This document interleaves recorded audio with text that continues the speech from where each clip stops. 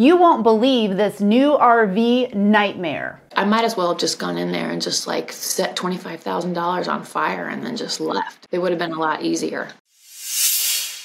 Welcome to the channel. I'm Liz. I have been RVing since the 80s and I make videos helping people who've had problems with their new RVs. Through the power of you making this channel the force that it is, I was able to get 6 buybacks recently. And today's video is an interesting one because Molly had no idea that her RV actually got damaged at the factory. And then what they did was patch it up and ship it out the door. I'll have the manufacturer's and the dealer's response later in the video. I'm a writer and a musician, and I got my first camper because I love to go to places and root in and write songs. And I just wanted a bigger camper. So I fell in love with this 2023 Jayco White Hawk 26 FK. It had this front kitchen. I like to cook and I like to eat well. I loved it. It had a tankless water heater. It was like everything layout wise that I really wanted. I did the walkthrough on Halloween, brought it home. November 1st, I had a beautiful spot up outside of Hanging Rock State Park, and immediately it was apparent to me that I'd made a mistake. The furnace went out. I didn't have any heat in it. That right front stabilizer leg was locked up. There was no manual override. I couldn't do that. And then I noticed that the front window literally poured out water, almost like it turned on a tiny faucet, and it just poured out water and stopped. What was weird about that was that it only happened during like a hard freeze.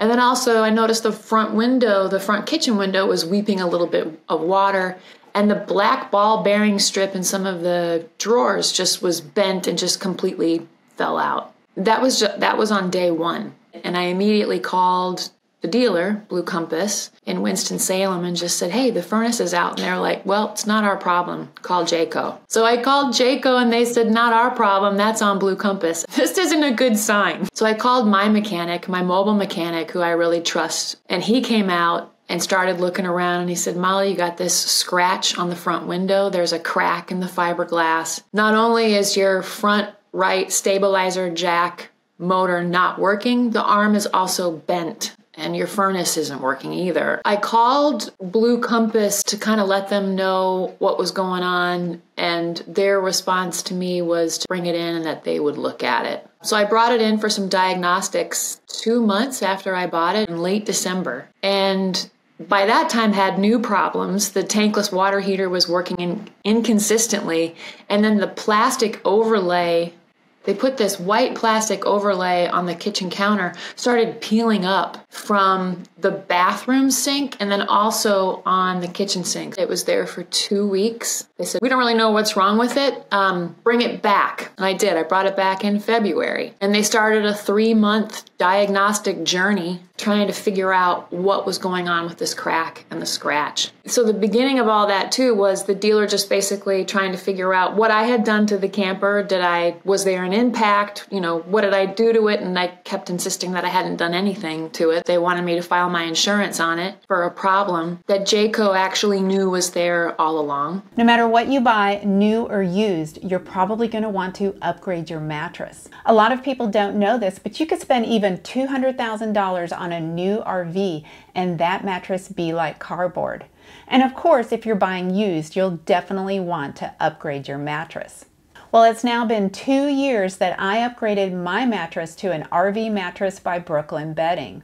If you remember, I had back surgery a couple years ago, so upgrading my mattress was a big deal and really helped. One thing I learned is I'd been sleeping on the wrong type of mattress. I'd been sleeping on a firm my whole adult life when I really needed to be sleeping on a soft. They have a wonderful chart that based on your weight and your sleeping style of what is best for you. So I used to wake up kind of stiff and sore and I thought, well, that's just natural for getting older. But when I switched to the soft, now I wake up pain-free. Now they do have lots of different types of mattresses. I sleep on the Aurora Luxe. It has a chill pad. I love that. And RV Mattress just expanded their lineup with the Titan mattress. This is perfect for the big and tall. The Titan gives you extra support and comes in 9 RV sizes. RV Mattress by Brooklyn Bedding makes buying a mattress so easy. First of all, there's a 120-night sleep trial, there's a 10-year warranty, and even free shipping. They ship to you directly from the factory. The factory's in Arizona, so it arrives pretty quick. Now these mattresses can be pretty heavy. Some are even 100 pounds, so you might need some help getting it in the door. If you're interested in an RV mattress, don't pay full price. Go to rvmattress.com/LizAmazing, put in the coupon LizAmazing, and you'll save 30% off your entire order. Thank you, RV Mattress by Brooklyn Bedding, for sponsoring this video. They brought the camper out into the sunlight, and they noticed that wherever that crack was on the front end of the camper, it looked like it was coming from the inside out. So they peeled back the decals and noticed that someone had either poked through it or drilled through it from the inside. Then they tried to cover it with Bondo, sand it up, scratched the glass in the process, and then just put the decals back over it. Blue Compass took photographs of that damage and then sent it back to Jayco and just said, here's what we found. And then Jayco said, you're right, that's on us. We'll cover everything. So essentially, the dealer and myself spent like 2 to 3 months fixing damage that Jayco knew was, they already knew was there. So I don't know why even Blue Compass isn't more upset about that. They took a ride on their time too. But until that point, both the dealer and Jayco were telling me that I had caused the damage, that the campers were inspected when they leave Jayco and when they get there, and that damage was never disclosed, and that I must have done it. And they tried to get me to pay for the damage. That damage could only have happened at the factory. It was a complete derailing of all of the plans that I had made. I had to find somewhere else to live. I lost the spot where I was staying. This is not how it's supposed to go in terms of the relationship between customers and dealers. And I know I'm not the only one that's had this experience at this dealership either. They order parts, they complete the repairs, they replace the front window, they did body work on the front cap, replaced the kitchen counter, and replaced this broken motor. Since having the camper from October to when it was repaired, which was April, it had been really such a nightmare. The only time that thing had been on the road was when I sent it back and forth from my spot to the dealership. By the time April rolled around, I was really done with just the dealership and with Jayco. I didn't trust that this camper was going to be a safe refuge for me because it was breaking standing still. I had spent too much time and money. I did what I could to get the camper in better condition, so I put it up for consignment with Blue Compass. It didn't sell, so after 3 months, I was ready to take it back and just sell it on my own. Went to go pick up the camper and take it back. I was doing the walkthrough, and the shower head just like popped off on a test and broke. There was a bathroom entryway that looked like somebody had just like heated it up and then tried to pull it off the frame. And there was particle board on the floor. And I was just kind of looked at the guy doing the walkthrough, and I just said, you know, I can't take this home. You guys need to fix this. And that's really when I went into the dealership and I said, you know, I'm here to advocate for myself, because the last time I had seen the general manager of that dealership, I was crying because I was signing the papers to put it on consignment, which I really didn't want to do. But I also did not want to continue a relationship with that dealer. I said, I think you know that I've not had a good experience. And then these two things just happened when I came to pick it up. What can I do? He suggested, he's like, you know, I've seen people get reimbursements or buybacks from the manufacturer because Jayco knew that your camper was damaged. And if you do that, I'll have your back.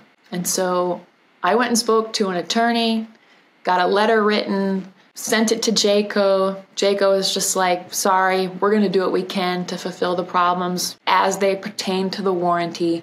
And so when I kicked that letter back to the dealer to just say, hey, I've taken these steps and this action, do you have any suggestions for what I could do next? The dealer went completely dark and would not answer phone calls or emails. I did some research, found out who the Southeast Regional President was, and sent him an email just saying, hey, I had this issue. Can you help? He basically said, the general manager of that dealership's been in touch with me, and I don't really know what I can tell you. There's really nothing we can do.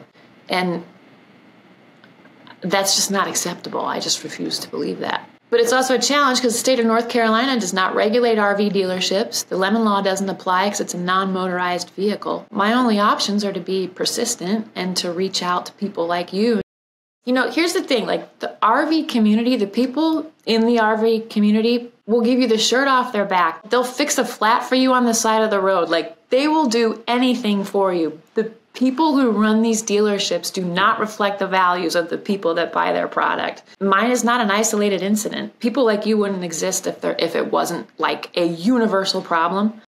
I would never go to a Blue Compass dealership again. I thought I was going to a small independent dealer, and they had recently been bought by Blue Compass. I would love to see some sort of reform in the way dealerships are dealing with customers right now. I did not.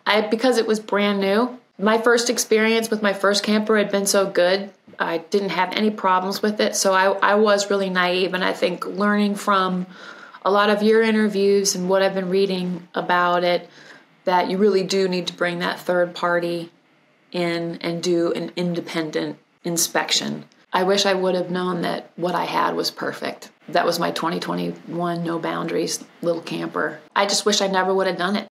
I don't trust the way dealerships are run, and I don't trust the product that's coming out of the factory anymore. I think I'm done with the RV industry in general, which is pretty heartbreaking. The RV is it's out at Blue Compass. It's fixed. They did fix it. They fixed the doorway and the shower head. So it's supposedly fixed, but every time I go pick it up, something else is broken. So I've spent $25,000 on this camper and not been able to use it. And 500 of that have been on repairs for things that I did not break. I think that's the part that just blows me up. It's just like, I might as well have just gone in there and just like set $25,000 on fire and then just left. It would have been a lot easier. You know, I feel like I've been spending the last year fixing problems that Blue Compass should have taken care of, or Jayco should have never let leave the factory.